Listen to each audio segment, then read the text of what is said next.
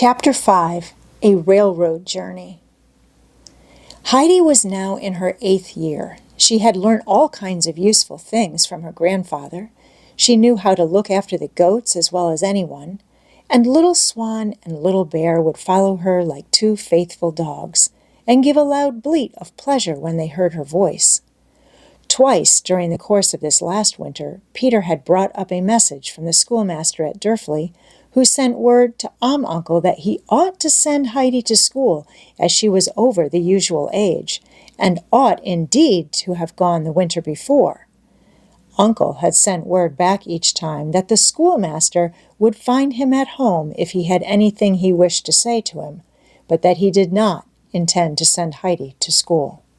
As Heidi was running about one sunny March morning, and had just jumped over the water trough for the 10th time at least, she nearly fell backwards into it with fright, for there in front of her stood an old gentleman dressed in black.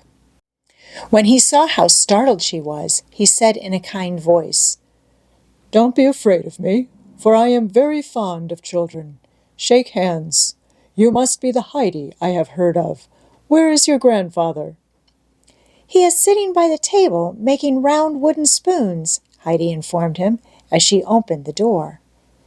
It was the old village pastor from Durfley who had been a neighbor of Uncle's when he lived down there. He stepped inside the hut, and going up to the old man, who was bending over his work, said, "Good morning, neighbor." The grandfather looked up in surprise, and then rising said, "Good morning," in return. He pushed his chair towards the visitor as he continued, "If you do not mind a wooden seat, there is one for you." The pastor sat down. "It is a long time since I have seen you, neighbor," he said. "I think you know already what it is that has brought me here." And as he spoke, he looked towards the child who was standing at the door. "Heidi, go off to the goats," said her grandfather. "You can take them a little salt and stay with them till I come." Heidi vanished on the spot. "The child ought to have been at school a year ago, and most certainly this last winter," said the pastor. "The schoolmaster sent you word about it, but you gave him no answer. What are you thinking of doing with the child, neighbor?" "I am thinking of not sending her to school," was the answer. "How are you going to let her grow up, then?" "I am going to let her grow up and be happy among the goats and birds. With them she is safe, and will learn nothing evil." "But the child is not a goat or a bird. She is a human being. It is time she began her lessons. This is the last winter she must be allowed to run wild. Next winter she must come regularly to school every day." "She will do no such thing," said the old man with calm determination. "Do you mean that you intend to stick obstinately to your decision?" said the pastor, growing somewhat angry. "You have been about the world, and I should have given you credit for more sense, neighbor." "Indeed," replied the old man. "Could you expect me to send a young child down the mountain on ice-cold mornings through storm and snow, and let her return at night when the wind is raging? Have you forgotten the child's mother, Adelaide? She was a sleepwalker and had fits. Might not the child be attacked in the same way if obliged to overexert herself? And you think you can come and force me to send her? I will go before all the courts of justice in the country, and then we shall see who will force me to do it." "Perhaps you are right, neighbor," said the pastor in a friendly tone of voice. "If it is impossible to send the child to school from here, come down into Durfley and live again among your fellow men. What sort of a life is this you lead alone, and with bitter thoughts towards God and man?" "No, pastor. As to going down to Durfley to live, that is far from my thoughts. The people despise me, and I them. It is therefore best for all of us that we live apart." The visitor had risen and stood holding out his hand to the old man as he added with renewed earnestness, "I will wager that next winter you will be down among us again, and we shall be good neighbors as of old. Promise me that you will come and live with us again and become reconciled to God and man." Uncle gave the pastor his hand and answered him calmly and firmly. "You mean well by me, I know, but I will not send the child to school, nor come and live among you." "Then God help you," said the pastor as he left the hut and went down the mountain. Uncle was out of humor. When Heidi said, as usual that afternoon, "Can we go down to grandmother now?" he answered, "Not today." He did not speak again the whole day, and the following morning, when Heidi again asked the same question, he replied, "We will see." But before the dinner bowls had been cleared away, another visitor arrived, and this time it was Detta. She wore a fine feathered hat and a long trailing dress which swept the floor. The grandfather looked her up and down without uttering a word, but Detta was prepared with an exceedingly amiable speech and began at once to praise the looks of the child. She should hardly have known her again, and it was evident that Heidi had been happy and well cared for with her grandfather. But she had just heard of something that would be a lucky chance for her. Some wealthy people in Frankfurt wanted a companion for their only daughter who was an invalid. Heidi was just the sort of child they were looking for, simple-minded and unspoiled, and after Detta had given them a description of Heidi, they had agreed to take her. And no one could tell what good fortune there might not be in store for her, for if these rich people should take a fancy to Heidi— "Have you nearly finished what you had to say?" broke in Uncle, who had allowed her to talk on uninterruptedly so far. "Ugh!" exclaimed Detta, throwing up her head in disgust. "One would think I had been talking to you about the most ordinary matter.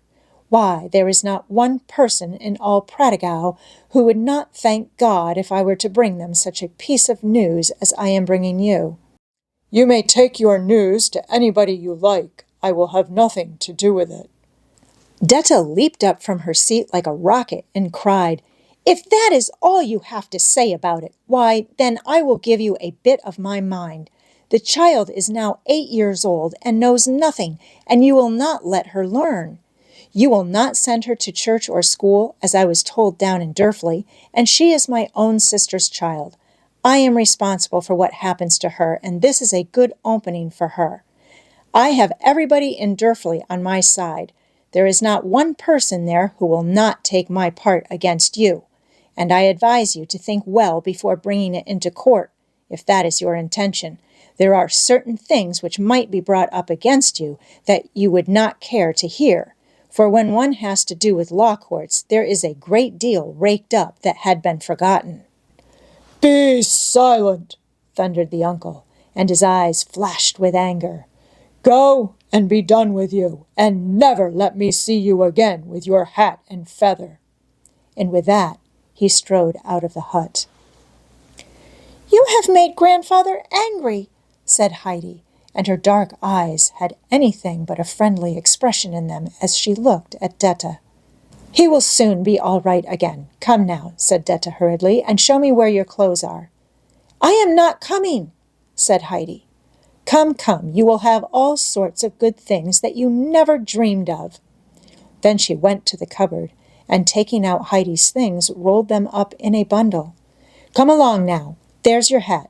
It is very shabby, but will do for the present. Put it on, and let us make haste off." "I am not coming," repeated Heidi. "Don't be stupid and obstinate like a goat. I suppose it's from the goats you have learnt to be so. Listen to me. You saw your grandfather was angry and heard what he said, that he did not wish to ever see us again. He wants you to go away with me, and you must not make him angrier still. You can't think how nice it is at Frankfurt, and if you do not like it, you can come back again. Your grandfather will be in a good humor by that time." "Can I return at once and be back home again here this evening?" asked Heidi. "What are you talking about? Come along now.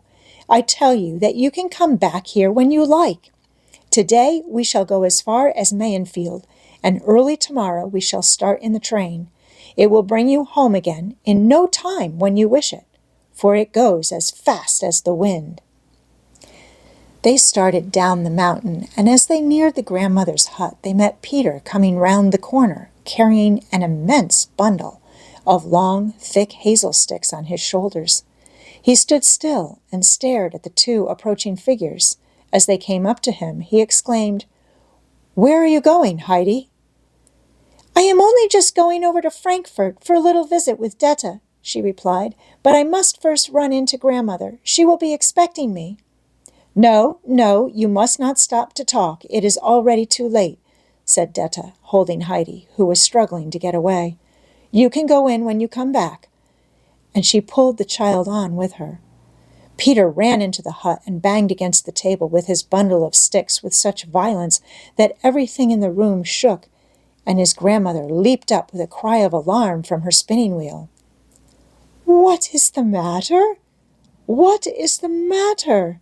cried the frightened old woman. "She is taking Heidi away," explained Peter. Who?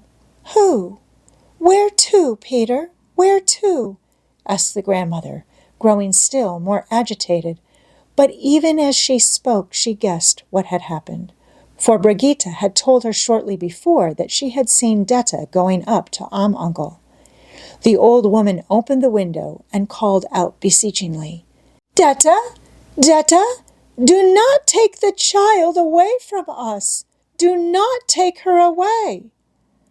The two who were hastening down the mountain heard her voice, and Detta evidently caught the words, for she grasped Heidi's hand more firmly. Heidi struggled to get free, crying, "Grandmother is calling. I must go to her." But Detta had no intention of letting the child go, and quieted her as best she could by promising that she could take something nice back to grandmother. This was a new idea to Heidi, and it pleased her so much that Detta had no longer any difficulty in getting her along. "What could I take back to her?"